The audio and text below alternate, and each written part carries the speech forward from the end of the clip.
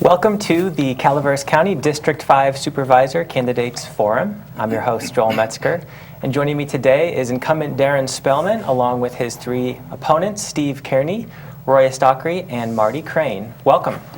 Thank you. We're pleased to have you all joining us. This forum is presented by the Calaveras Enterprise and the Calaveras County Taxpayers Association. And we have prepared questions to ask the candidates. I will ask each of them a question. They will all answer it, and we'll move through several questions. We'll also hear from the candidates with opening and closing statements. We'll get right into it with Mr. Spellman.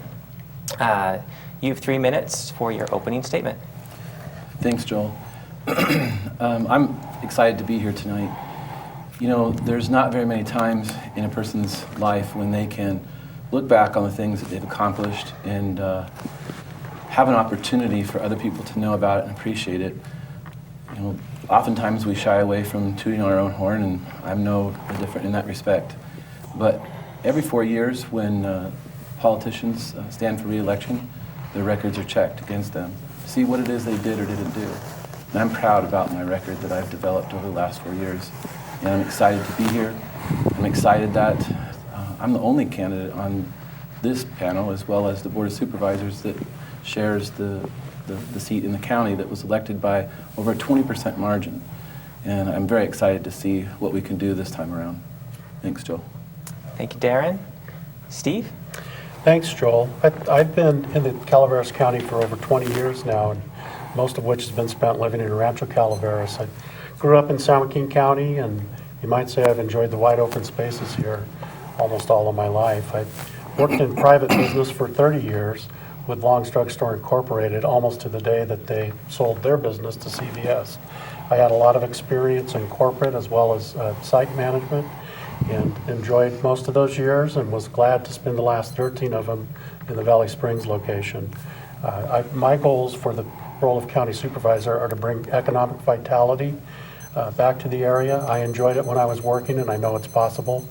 I would like to help create job creation and improve the business climate. I've also got a lot of experience working with budgets and profit and loss statements, and I bring decades of writing and performing on those to the table as a county supervisor. I'll work hard to bring respect, trust, and dignity to the position, and I'm really looking forward to it and excited about it. And I'm very thankful to be here tonight. Thanks for the venue, and I'm looking forward to your questions. Thank you, Steve. Roy? Thanks, Joel. Just to get started here, my name's Roy Stockery. I've lived in Calaveras County, more specifically in Rancho Calaveras, since the early 90s. I'm a captain at the Calaveras Consolidated Fire District, formerly Jenny Lind Fire. I've been there since 2003. I've been in EMS and fire for most of my life.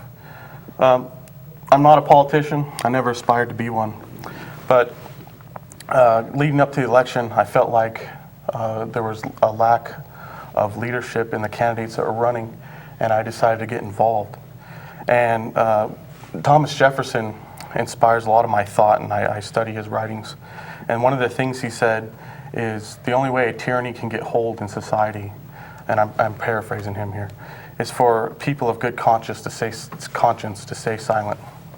So I felt that although I'm a firefighter and I'm a good one, and that's my profession and my trade, I bring leadership and make tough decisions every day in my business I'm in. And I felt like I could bring that leadership and direction to the county. Common sense leadership. Let me talk about common sense leadership momentarily. Common sense leadership is desperately needed in the county. As our state and federal governments fail, The time for political games are over. Our problems that we face are not Democrat or Republican problems, they're simply our problems. No matter what party is in office, we all have one thing in common: we are all losing. We need to decide, are we a free people or are we slaves? It is time we take back our government from a corrupt, tyrannical elite that have hijacked our country.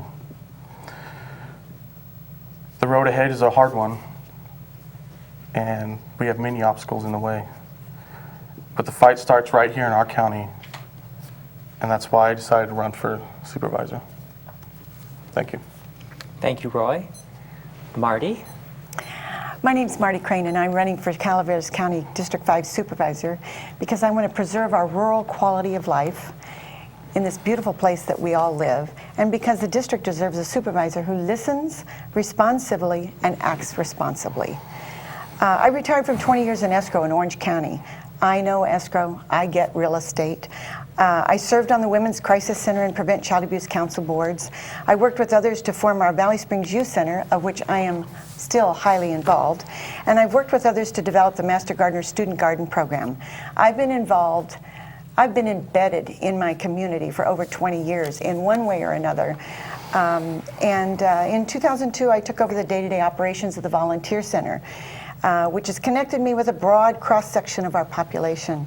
I know the people of Calaveras County, and my experience has shown me the caring and compassion that is a direct result of small, close-knit communities. But it's also revealed the need for us to do more as a county to counteract past local government apathy and neglect of our friends and neighbors who are most in need. I am optimistic, I have great faith in our community, and I'm ready to move on. Thank you. Thank you, Marty. The next question is going to be directed to you, Steve, and just to remind you, you each have 2 minutes to answer these questions. If I have a follow-up, you'll have 1 minute to respond to that. So, Steve, why are you qualified to be a supervisor, and what makes you the best choice for this position? Well, I've spent a lifetime, it seems like, in this county being involved in the community.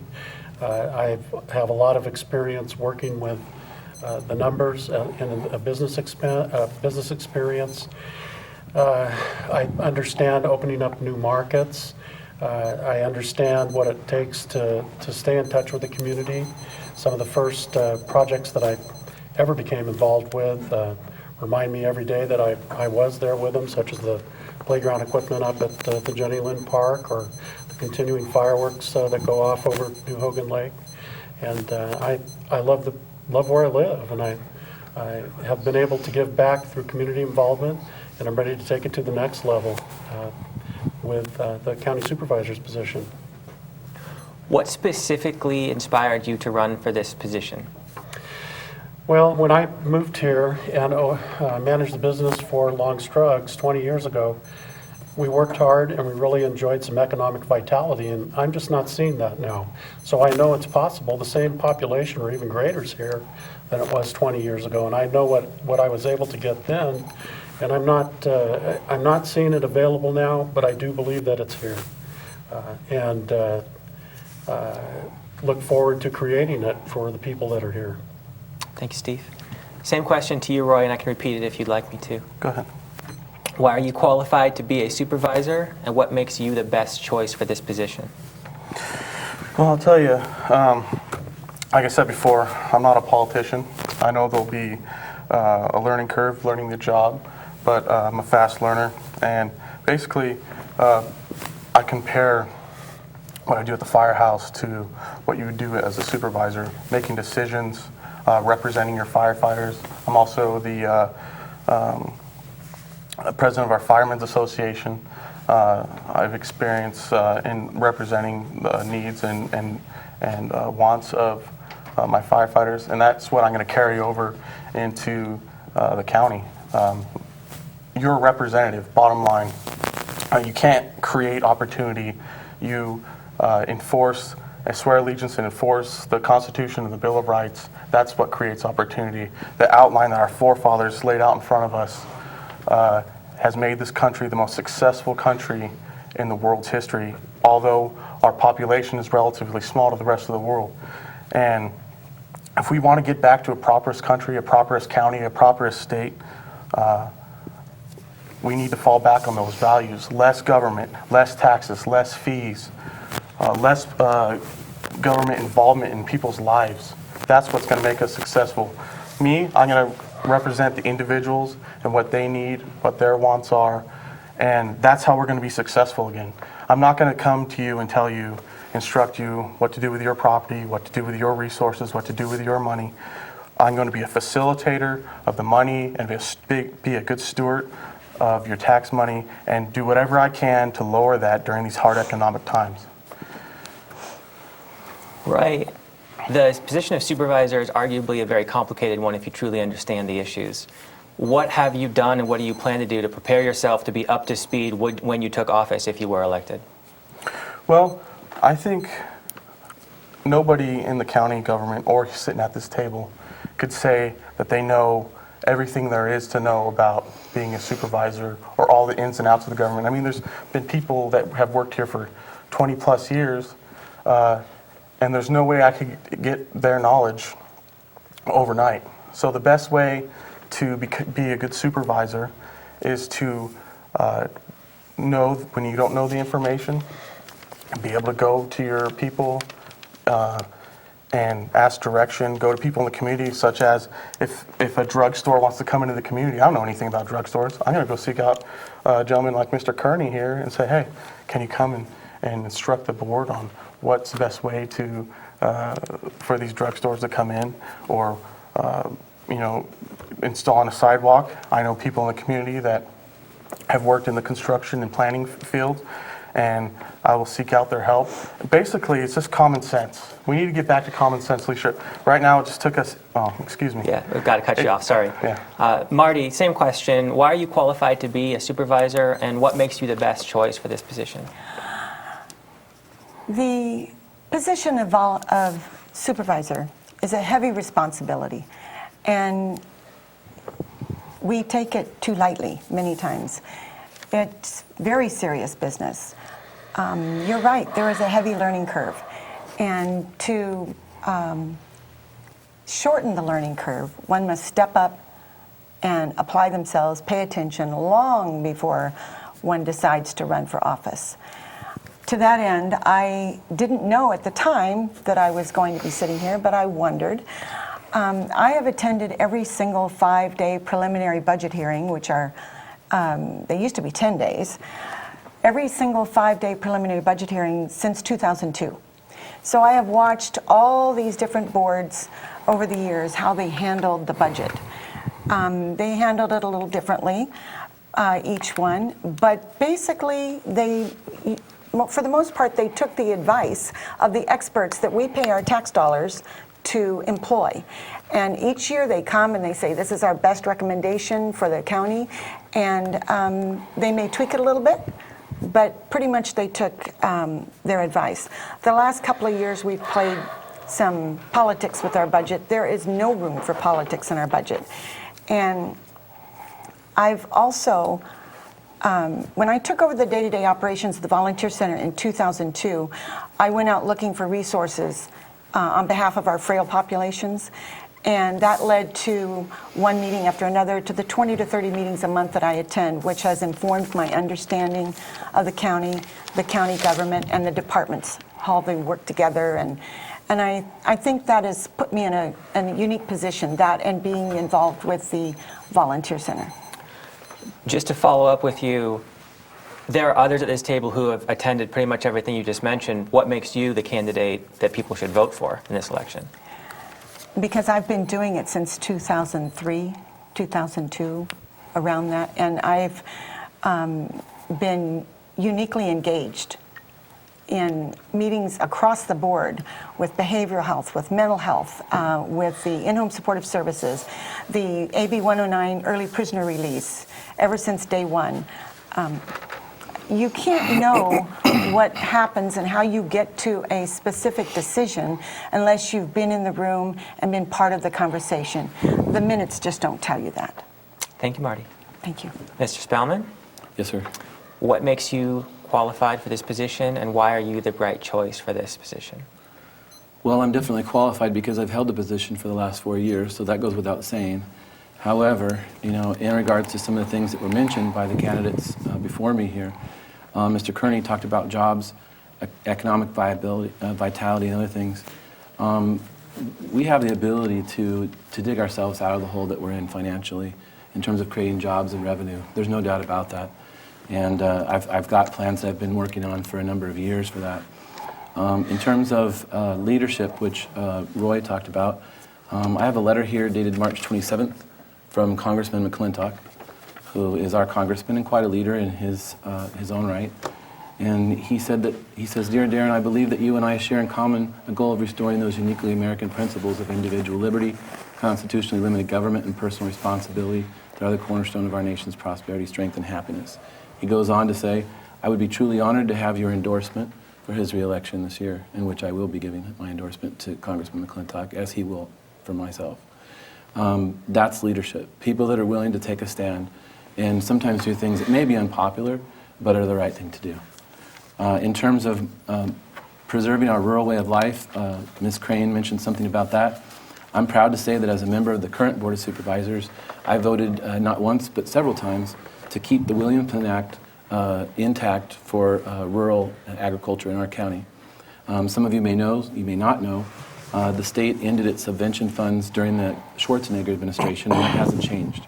Many counties have withdrawn out of the Williamson Act and stopped giving those preferred status for ag, to keep it in ag production. In Calaveras County, we are dedicated to agriculture, and I'm proud to say that I voted along with my colleagues to keep the Williamson Act intact for our county. Calaveras County has a future if we do, and I think we do. Agriculture will always be a part of a successful future in Calaveras County. Over your tenure as supervisor, you've been a somewhat controversial figure. Do you think that voters can count on you to act in their best interest, or do you continue to plan to perhaps be someone that no one can really predict how you would vote on something? It's hard for people to predict how I'm going to vote because people like to put other people into categories that are predictable. And sometimes unpredictability gives people reason to doubt, or maybe even to be a little bit scared. And I think that that's something that was inevitable. Unless you're taking a predictable course, you know, there's going to be people that are going to have a little bit cause for concern.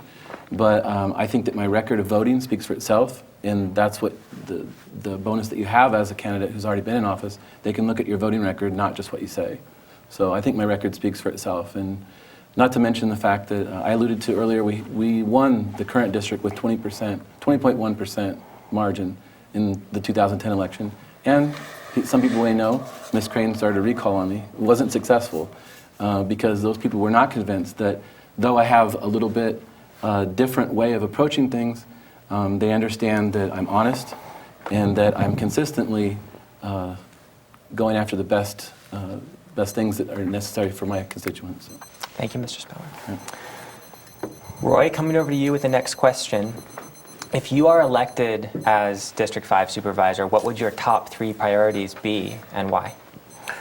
Well, first we got to tackle our debt. We should make it a priority to pay off our debts. We have $12 million in debt, not counting unfunded liabilities, and we need to make a plan on paying down those debts. We have an $8 million deficit this year. That's unacceptable. And the current supervisors have decided that they're going to spend teeter money to get us out of the hole. Well, that teeter money is going to run out eventually, and Darren Spellman's plan is to then borrow money. Well, we've learned from our federal and state government that borrowing is terrible. Putting debt on my children, I have 3 young boys and a beautiful young wife, and I don't want to saddle my children with debts for services that I use today. We need to live within our means, cut spending, eliminate duplications of service, cut taxes and fees. And when you cut taxes and fees, you're going to see some economic vitality come back to this county. You're going to see maybe monies that would have gone to other counties come here and build and reconstruct our vacant real estate, reconstruct our vacant commercial properties. And we need to work together with other agencies like CCWD to bring down the fees that are associated with hooking up utilities. And those are the things that are going to bring this county back. Following the Constitution, that's what's made this country so successful. And now you're seeing our state, our feds, and our county getting away from that. That is what's made this country so successful, is our Constitution and Bill of Rights. And Marty brings up a point that she's been dedicated, going to all these meetings. That's great, but I wouldn't hang my hat on anything that supervisors have done in the last 20 years, because we are right now in the product of what they've done, and we need to move forward with new ideas. I'm going to ask you a follow-up question about the budget, but it'll be along with everyone else, so keep those thoughts. Marty, coming over to you, what would your top 3 priorities be? Well, the first thing on the agenda when you become supervisor is the budget. And I would agree that past decisions have led us to where we are, spending one-time money for ongoing expenses. And so that's a learning curve. I mean, when you watch how they handled all the budgets, you learn what's good and what not to do. So it's been an education, I will say. Also, the general plan.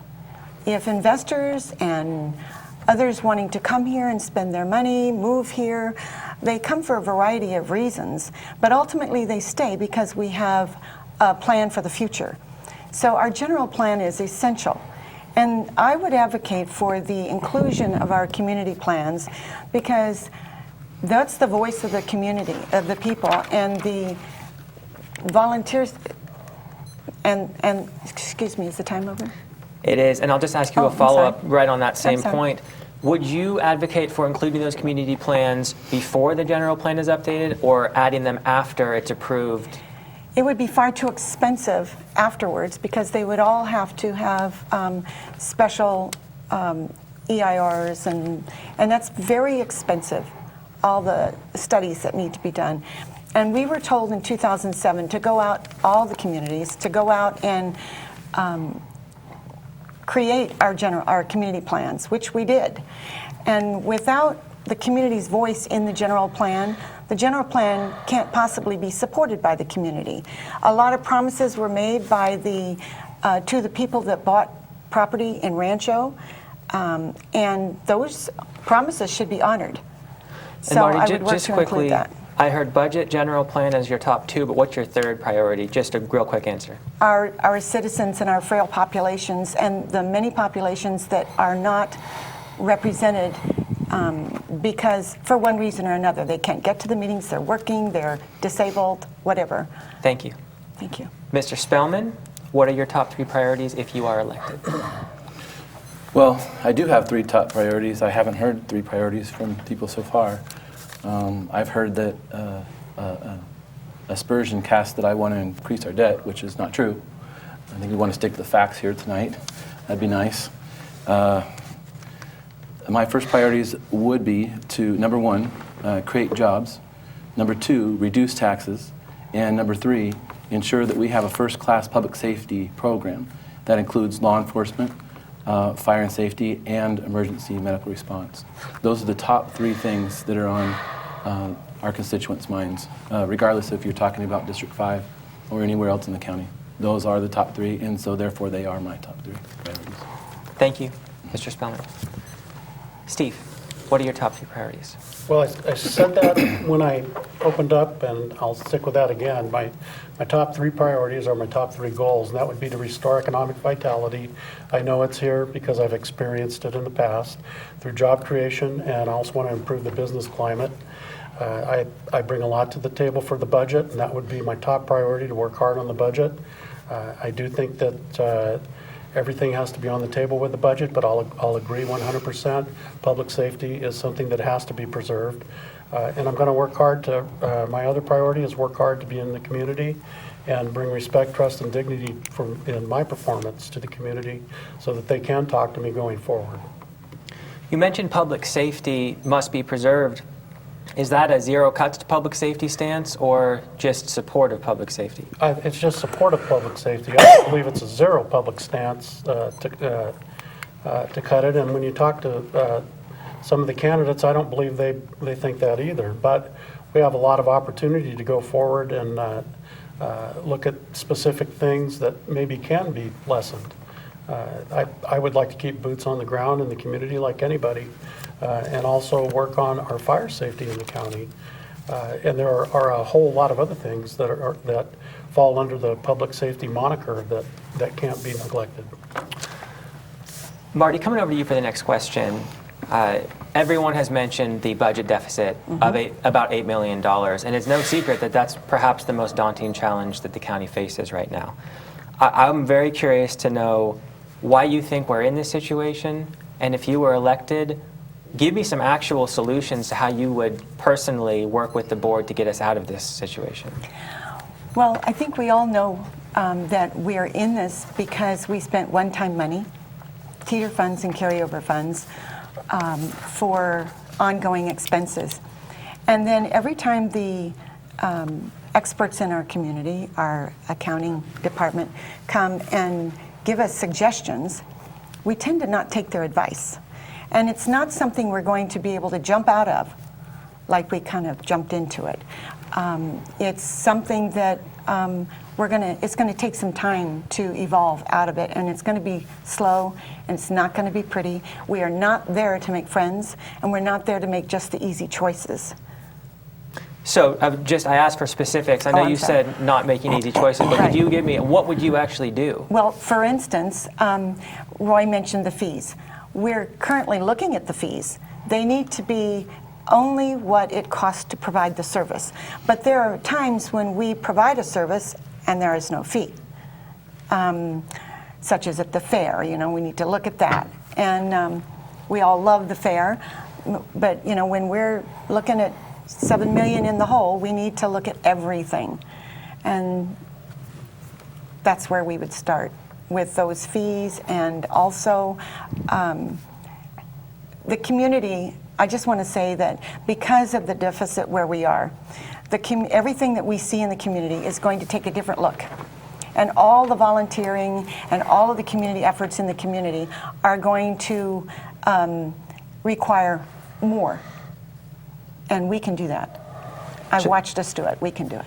So your solution to the budget deficit is to charge fees for some things that we're not charging fees for, and only charge the fees that it actually costs, and then work with the community. Do you really think that's going to get us out of the situation? That's not the whole thing, but I am not the expert, and I don't think any of us here are the expert on accounting principles, and that's why we hire the best.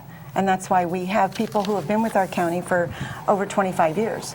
And I've watched since 2002 in going to these 5-day preliminary budget hearings, I've watched how they have come and presented their solutions and their recommendations to the county. And I have watched us in the last couple of years not take those recommendations. So listening to staff is... Absolutely. Got it. Darren, coming over to you with the same question. You personally are facing an $8 million budget deficit. How did we get here? And what would you do to help get us out of the situation?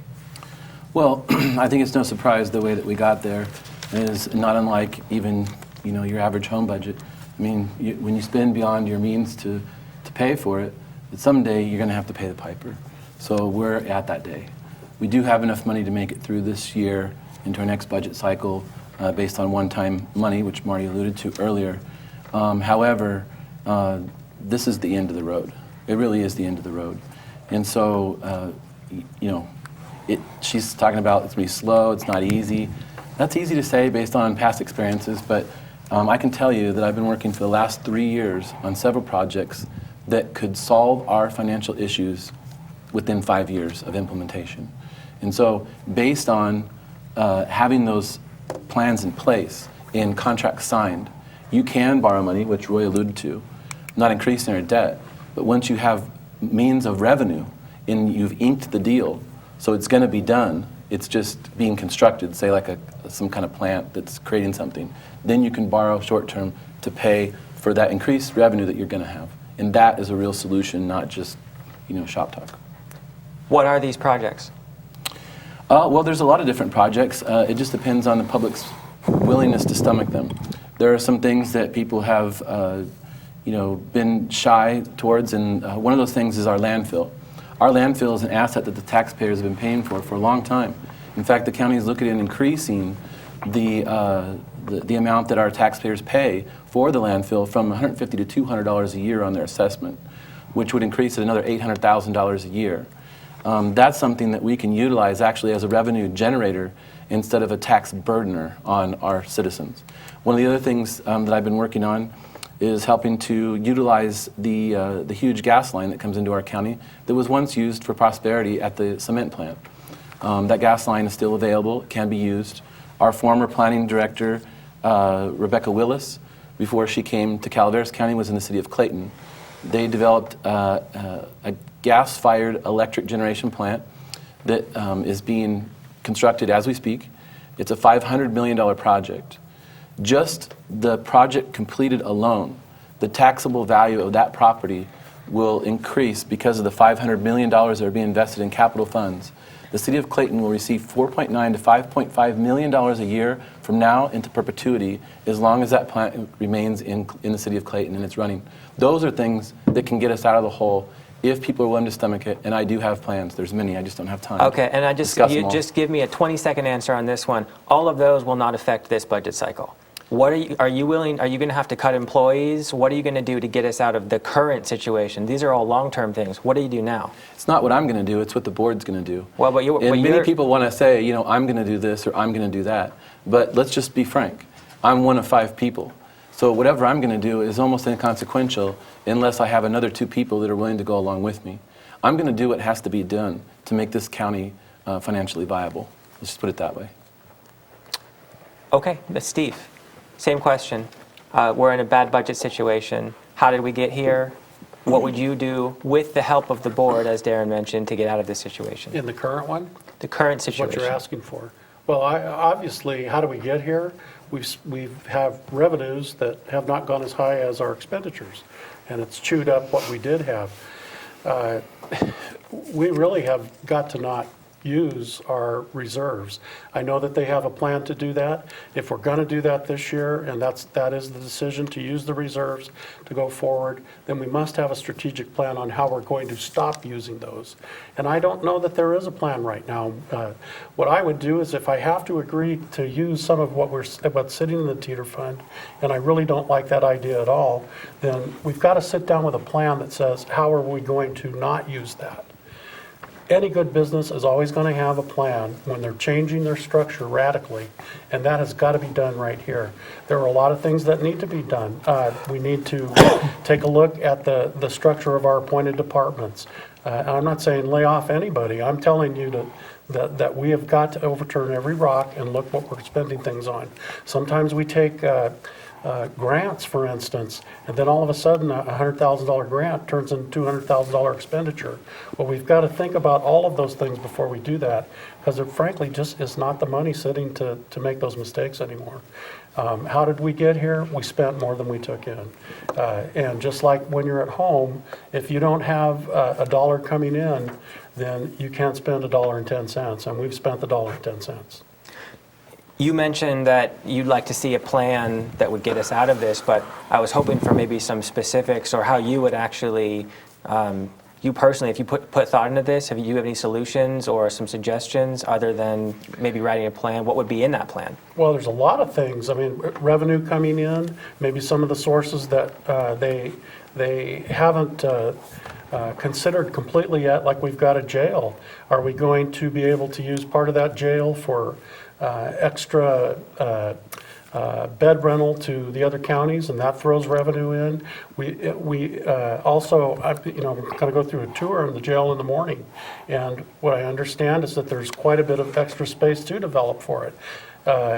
How many areas are there in our current financial expenditures that we can find opportunity like that and still keep our expenditures down? Is there a way to get out of this without laying county employees off? Well, I mean, I certainly hope so. I think if we have, in the plan, if we realize that we're going to have people leave through attrition, like right now, we've got one interim director, and we've also got a county council that's retiring. How do we replace those people? Well, maybe obviously we're not going to replace someone who isn't an attorney with the county council, but maybe we don't hire another attorney, and maybe we divide some of those wages up among other things. And when we need an attorney, maybe we contract out for that. Okay, I got to move on. Thank you, Steve. Roy, same question to you. Bad budget situation, $8 million. How did we get here? How would you work to get out of it? Well, first of all, working out of the teeter fund is completely ridiculous. And, you know, some of these other folks are talking about caring about public safety. Well, spending the teeter money is going to make fire districts all over the county insolvent. The fire district I work for, fortunately, we have reserves, so we're going to be okay. It's not an option at all to spend reserves. Also, looking at trends, looking what has happened in the past will help us budget for the future.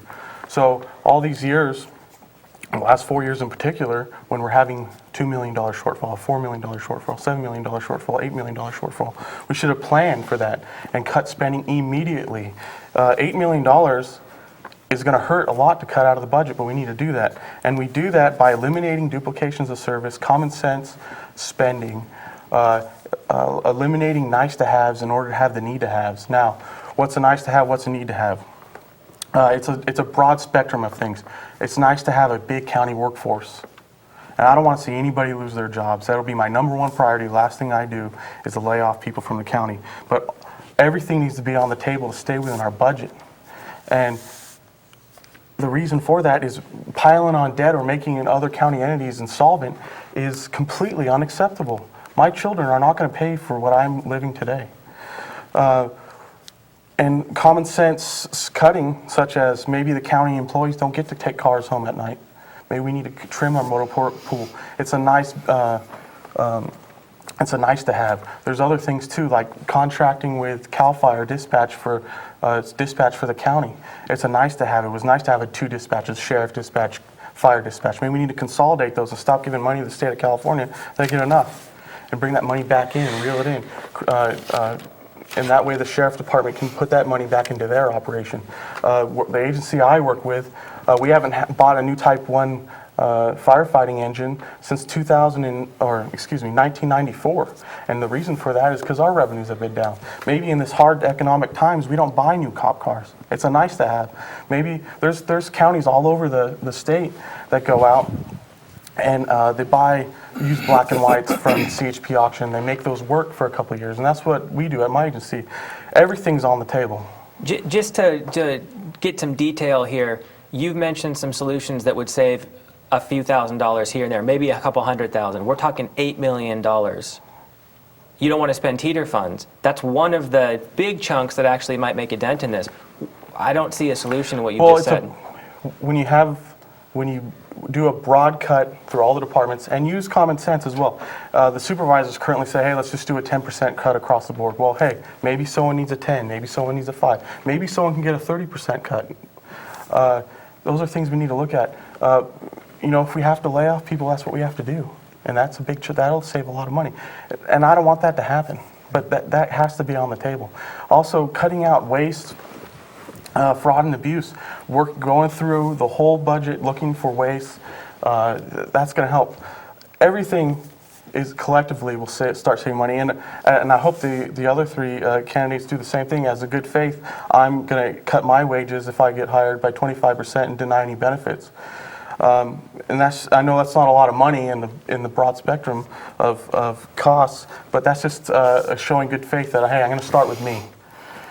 And government doesn't create jobs. Government doesn't create opportunity. Government doesn't create revenues. The individuals do. We get off their backs, they're going to succeed, and then in turn, we're going to be successful. Thank you, Roy. Coming over to you, Darren, with the next question. Sure. Let's focus on District 5 in the time that we have left. What are your top 3 challenges and priorities for the district that you would represent if elected? Well, you know, the district that I represent in District 5 is much unlike any other district in the county. People who live there know that, but people that live in other parts of the county may not be so familiar with it. I mean, we don't have a grocery store. We don't have any commercial retail. It's all residential, both rural residential and residential ag. So you're really not talking about a lot of the same ideas or challenges that other people face in terms of my colleagues on the board. So really it gives me the opportunity to focus on those things that I think are not only important for my district, but also are important for the county. Like I mentioned earlier about the landfill, which is actually in my district, but also a gas-fired electric plant that we could have that would generate a lot of tax revenue as well as jobs and income. The biggest things that I see right now in terms of my priorities, though, for my district would have to be the ambulance service, number one. I mean, many years ago when the county contracted with Mountain Valley EMS, there were 3 ambulances at the time that served the Valley Springs area, and obviously there was a lot less population. Now there's 15,000 people within an 8-mile radius of Valley Springs at the 1226 intersection, and there's only 1 ambulance. I've asked the county council numerous times, and they have not been able to even find a contract that we had originally with Mountain Valley EMS from many years ago. So it's my estimation that if we can find that contract, which I'm trying to, that it's completely unfathomable that we only have 1 ambulance for 15,000 people while other people enjoy much greater service. So my goal is to bring a greater level of service, to reduce taxes and the burden on the people in my area. So those are some of the things that are most important. Thank you. Mr. Kearney, what are your top 3 priorities and the top challenges in your district in your mind? Well, the top 3 challenges or the priorities, I'm very concerned about our fire service there, and we do have to find a way to support them and to bring them forward. The mood of the population is not to increase taxes, so we have got to look at other ways. Speaking with them, they've got some great ideas, and I do want to support what they're trying to do. Even though it's not in the district, our people that are working are coming from Rancho Calaveras and from District 5 to work in Valley Springs. And we have got to have some jobs up there. There are a lot of things that happen in the area that are real critical, and I do not want to lose them. One of the things that really concern me are the events in the area. They put a signature on what's going on. I can tell you for a fact, when I managed a business in downtown Valley Springs, there were 2 events alone, the fireworks and Snyder's Powwow, that created enough extra revenue to employ 7 full-time people. If we can build on those types of events and maintain them instead of losing them. Right now, we're just about to lose Snyder's Powwow. If I was still in business, I would be very concerned about that. And there are other events. I just had the bicyclists go through my neighborhood. And we never do anything for those. Maybe when we issue that permit that comes through the county, we should encourage them to do a 2-day event. Whether you like it or not, if we had those people here 2 days, it would work really well for them. I've got a lot of other things on my docket, and I am running out of time. I get real excited about what I can do there and want to continue it. We do need to pay attention to our roads. We do need to pay attention to the service delivery out there, and I completely agree. Not having the ambulance that was there when I moved to the county absolutely drives me crazy. And if we could restore that, I'd be jumping up and down. Thank you, Steve. Roy, top 3 priorities? Well, I mentioned EMS and fire. It's one of my specialties. When it comes to those decisions, if they need to be made, I'm definitely going to bring some good knowledge to the table. One of those things, and this could create revenues in the county, is EMS. EMS creates a lot of money for the private companies or nonprofit companies that are running it. I'm talking about ambulance service. Something that the county should think about is maybe creating a county EMS, and that way we could bring those revenues, instead of them leaving the county to investors, staying within the county and having more control over our EMS. And then we could talk about maybe having multiple ambulances in certain areas and working with fire districts on that home front. Increasing taxes for tourism venues would not help the county. And I would hope that moving forward, we would talk about not creating any new or expanding any taxes whatsoever. And actually lowering taxes and fees for building permits and people that want to build onto their homes or vacant real estate that's all over Rancho. That's going to help the District 5 out.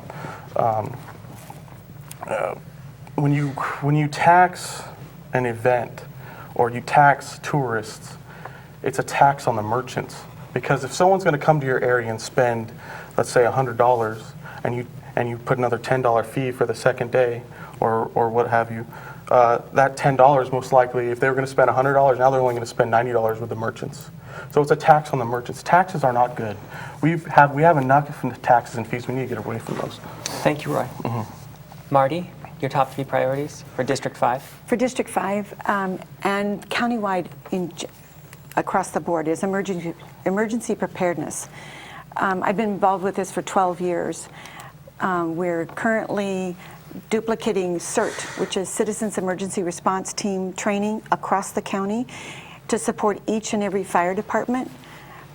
Because when our fire departments become overwhelmed, which can happen very quickly, then a qualified or well-trained CERT member can direct traffic instead of a fully trained fireman. We wouldn't want to see Roy out there directing traffic.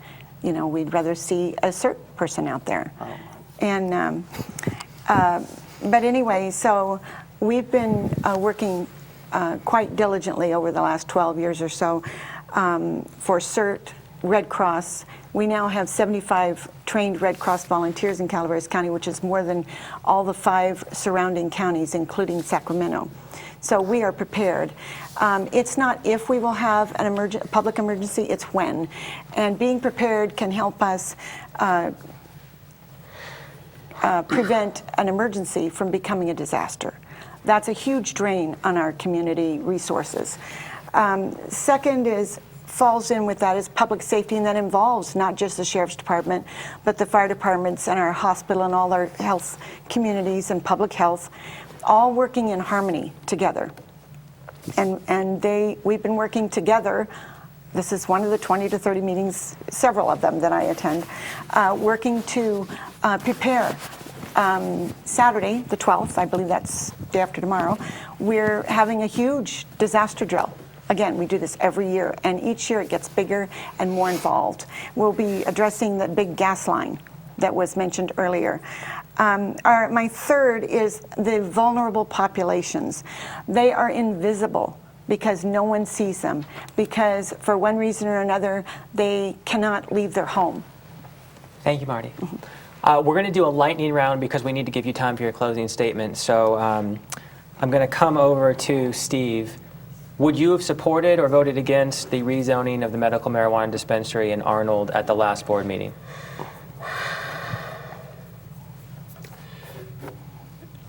I don't know. I'm gonna be honest with you. I'd have to really think about it. You have to remember my experience is in pharmacy.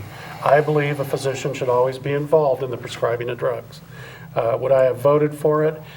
I vote for the use of marijuana as a treatment if it is being done so with a physician involved. Just as I had the power of attorney for 22 years to purchase drugs that were much more dangerous than marijuana. But a doctor has got to know how that's being used and what's going on, and it would be a tough decision for me. Thank you, Steve. Roy? I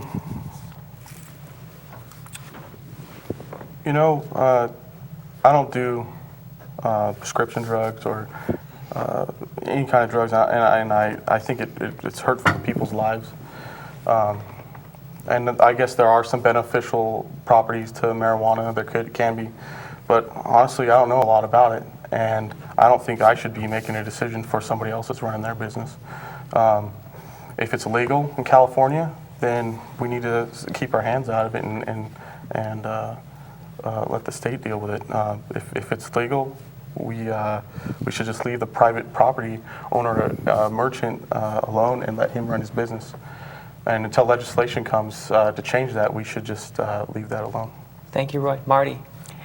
I think Roy might be talking about the rule of law. We have laws and whatever is legal. I was there for all of the hearings at the Planning Commission and then the other day at the Board of Supervisors. And the vote for changing the zoning was strictly by the law, by the board. What about the vote administrative for use permit? For the administrative use permit is a little different. I kind of feel like I just got to get an answer. Oh, okay. For or against Yes, it? but I think I would have also gone for a proclamation to say, you open a business from here on out, you have to have your permits. Thank you, Marty. Before that, we'll work with you. And Darren, you actually cast a vote, but would you fill us in on what happened for the zoning and the administrative use permit? There were two parts to the that agenda item. One was to whether or not to authorize a change in zoning for the property owner, which I voted in favor of. Because if the gentleman has empty space he wants to rent, and he feels like a change in the zoning might be able to accomplish that, more power to him. That's part of the things that we can do. Our hands are tied on a lot of things. That's something you can do as an elected official to allow somebody to be more prosperous, if that doesn't sounds kind of ridiculous. But sure. And then the AUP? The second part on the AUP, the administrative use permit, I voted no. And the reason why is because the guy came in, he's not only is he not from the county, he's not even from the state. He came in from Utah. He's basically a new version of today's gold miner. He sees medical marijuana as a way to make a ton of cash. He comes in, opens up shop. We tell him he can't do it. He tells us to fly up a flagpole. He's been operating for over a year, not in the proper zone, without a permit. It took an act of legal action filed against him before he actually even made contact in terms of trying to mitigate the issues. Thank you. Yeah. Final closing statements. Roy, I'll start with you. You have 2 minutes. Well, I think the biggest issue in our county is the budget. But moving forward, after we do cuts, we need to look at the future. How are we going to get ourselves out of this hole? And a lot of our problems stem from the corrupt state of California and their overburdening laws on our state and interfering with individuals' lives and property rights. Life, liberty, and property. That's what our Constitution was put in place to preserve for the individuals. Once we get back to those principles of protecting the individuals, maybe the county supervisors pushing back on the state a little bit, loosen restrictions, work with private individuals with the corrupt building code that throws so much red tape and restrictions on the individual merchants and individuals with their homes. Revisiting as much as we can, working with lawyers on what we can get through on the building code.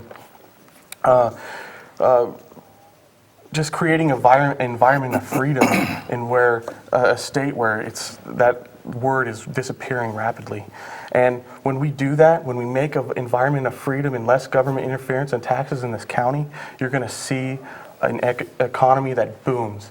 And people from other parts of the state that don't want to leave the state, there's a lot of people that live in the state that are saying, hey, I want to get out of here. You're going to see them come into the county and we'll stop our negative population growth. A wise man once said, government is not elegant. Government is a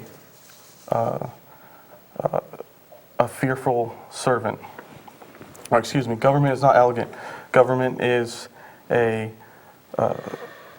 dangerous servant and a fearful master. Government will not get us out of our problems. Falling back on the Constitution, the Bill of Rights will. Thank you, Roy. Thank you. Marty, your closing statement? Well, first I'd like to correct something since we're going to deal with the facts. I did not start a recall. And sadly, last year's budget reality reflected the future necessity of possible layoffs. The budget supports all our departments. They are all equally important because they all play into how we function as a government. And the $8 million shortfall occurred in the past couple of years. We've had years and years of spending cuts, but we've also had a history of preserving and protecting our reserves. Staff has a plan. We should follow their advice. For many years, I've been a leader in the nonprofit sector, And I believe that we should all roll up our sleeves, work together, take the advice and good ideas where they come from, and get the job done. We can do it. We have to stop playing politics. You know, 3 votes gets what I want. No, 3 votes should get what we want. I have a lot of faith in the community, and I've seen us do it. We built ourselves a fire department. We built ourselves a library. It's all good. Thank you, Marty. Thank you. Darren, your closing statement. I'm going to give you a quote. This was from the Stockton Record, November 3rd, 2010. Marty Crane was quoted by Dana Nichols, the reporter for Stockton Record, on the night of the election, November 2nd, when the election results came in. She said, I quote, and you can look it up in their archives for Stockton Record, quote, "When can we start the recall?" So maybe she might have not started it by herself, but she had other people helping her. So it's disingenuous to say that, to try to make it sound like you didn't have anything to do with it. You're not a bridge builder, Marty. So let's just Darren, okay. can you please address the public? Sorry, excuse me. I heard a couple things here. We shouldn't use our reserves. We should make more cuts. Number 2, we should increase business, jobs, and revenue. And then 3, just a general malaise for taxes. Well, number 1, let me tell you right now, if we cut everybody that was on the county payrolls and sent everybody home for 2 years, we couldn't make up the $8 million. It's not going to happen. So this is something we can't cut our way out of. Number 2, increase in business and jobs and revenue. The fastest way to do that is to use the resources that we have available. I mentioned using the landfill. I mentioned using the gas line. And there's a couple other things I don't have time to mention right now.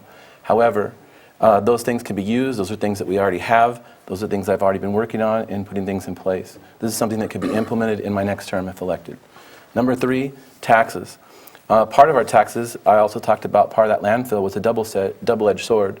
Everybody in this county that has a developed parcel, which is 17,000 parcels in this county that are developed, pay $150 a year parcel fee to take care of the landfill.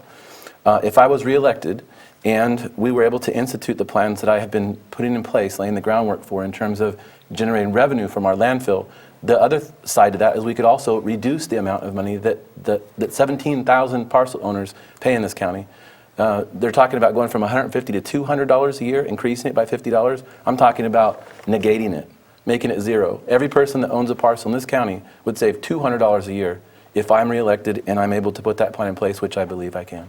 Thank you, Darren. Steve, your final statement. A couple weeks ago, I drove from CCWD to the Government Center. Without even turning my head, I counted 12 shuttered businesses. Job creation really is an important thing to me. And I've got leadership in business, and I do believe I can bring that to it. We may have to give some incentives for business to come here. I don't 100% know what those are, but I've got some darn good ideas. Maybe lower our fees, maybe take a look at what we're doing to get them here. We have a great labor force here, and nobody ever talks about that. Even if you consider our 10% unemployment on 44,000 people and some change roughly, you're talking 4,400 people that are unemployed. We have double the retired people here per capita compared to the state of California. In those retired people, we've got iron workers, we have laborers, we have nurses, we have secretaries, doctors, and people. Not everybody wants to be retired. So we've got a built-in labor force for people to locate here with their businesses. I've been involved in the community since I've come here. I've done it because I love it. I've also been involved with the government since I've come here. Before I came here, I was on the legislative staff of a California State Assemblyman for a time. It was a great experience. I was a fish and game commissioner for the county of Calaveras, and I was also a planning commissioner. I'm excited about what's ahead of us. And it's not going to be easy to accomplish what we need to accomplish, but I'm looking forward to it. Thank you, Steve. Uh-huh. And thank all of you for joining me for this forum tonight. I really appreciate the time. And thank you for joining us. I'm your host, Joel Metzger, and we'll see you next time. Thank you. Thanks, Joel.